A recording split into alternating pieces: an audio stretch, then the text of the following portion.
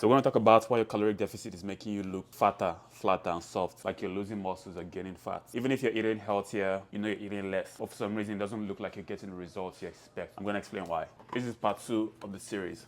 So number 2 is sodium, both high and low. Now, it's very common that we know that high sodium levels lead to water retention, but not a lot of people know that low sodium levels as well would lead to water retention. And when you decide to get on a diet, 2 things happen with sodium. You can either go high or you can go low. You know, sometimes people go high when you're eating less food. When you're eating healthier food, it's very common that they don't taste as good. So people find ways to make it taste better by probably adding more salt, more condiments to their salad, drinking diet sodas.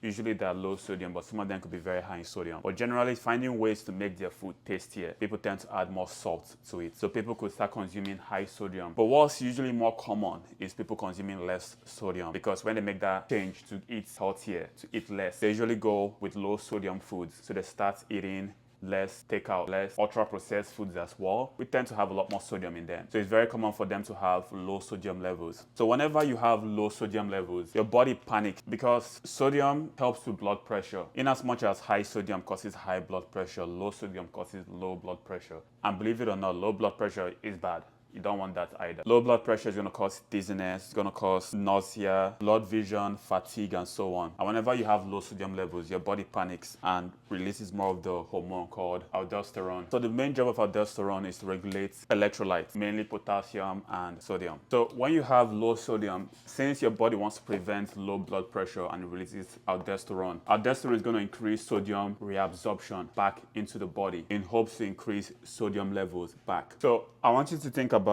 aldosterone as a lifeguard, and your body as a pool. When you go to the pool to swim, this is water, and over here is your kidney, which is the drainage system. So when you have low sodium level, aldosterone is going to signal to the kidney not to let any more salt through, because it's trying to hold on to as much salt as it can. You need to think about the relationship between sodium and water. Is they're like childhood best friends that can't go anywhere without each other. Wherever sodium goes, water follows. If there is low sodium coming into the body, your body is trying to hold on to as much sodium. What's going to happen to the water? The water is automatically going to get held on to. There's going to be more water retention in the body because you're not letting any sodium out. As a result, water is going to stick with it. And when you hold on to more sodium, this is what the body looks like. This is the human body. Pretend this is your arms, this is your neck, this is your muscles. In between the skin and the muscles is your tissues, fat tissues and blood vessels and so on. So when you hold on to water, most of the water is going to be stored extracellularly over here. That water retention is going to give you that puffy look. You want the water in the muscles, not outside the muscles. This is what's going to give you that puffy look, that soft look, because you have the water covering the muscles. So it's not like you're fat. You just have water covering your muscles. It's making